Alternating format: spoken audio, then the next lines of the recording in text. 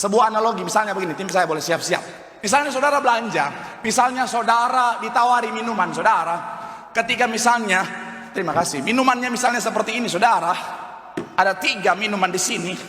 Saya tidak sertakan brandnya supaya saya tidak terkena undang-undang pencemaran nama baik.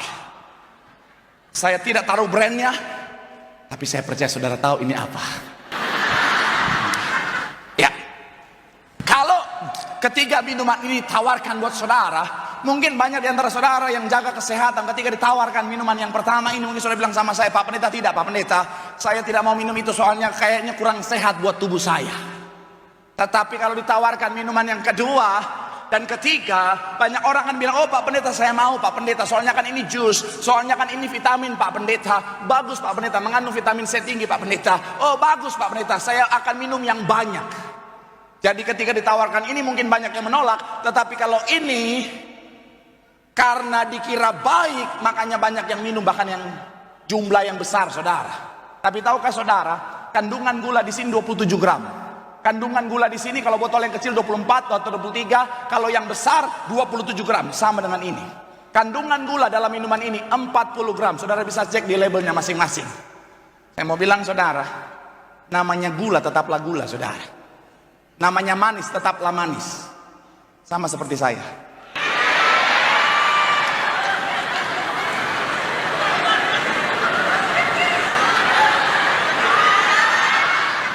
Zoom aja, zoom.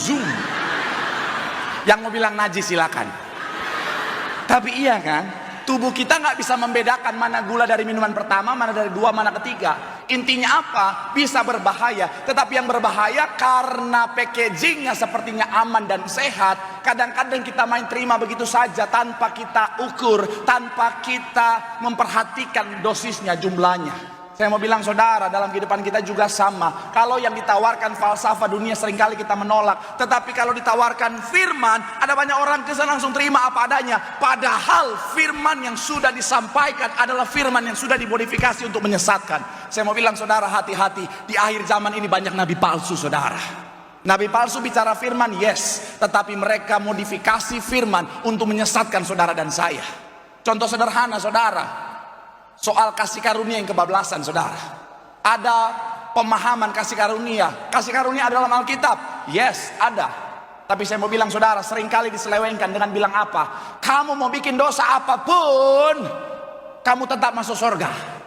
Kamu mau bikin dosa sekalipun, tenang saja, Tuhan tetap mengasihimu.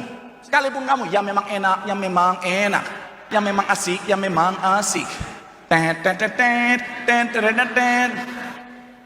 Tenang saja, kamu pasti masuk surga karena Tuhan mengasihimu. Saya mau bilang saudara, hati-hati, jangan amin. Tampaknya benar ya. Saya mau bilang saudara, memang seberdosa apapun kita, ketika kita mau datang sama Tuhan, Tuhan menerima kita karena kita dikasihi Tuhan, katakan amin. Tapi bukan berarti kita bisa hidup seenaknya. Kasih Tuhan menuntut pertobatan. Jadi saya mau bilang saudara, hati-hati. Itu masih banyak yang amin, enggak. Saya mau bilang sekali lagi saudara, ada banyak orang hari-hari saudara main menggelari dirinya jadi pendeta saudara. Nggak tahu sekolah di mana, nggak tahu belajar di mana, nggak tahu ditabiskan di mana, tiba-tiba jadi pendeta aja saudara. Kan hari-hari jadi pendeta gampang banget saudara. Saudara nggak usah sekolah pendeta. Saudara punya modal Instagram, taruh di Instagram saudara, pendeta. Iya kan? Ini namanya pendeta kejadian. Ya, tiba-tiba jadi aja dia pendeta saudara. Kan kalau saya dan teman-teman yang lain pendeta keluaran.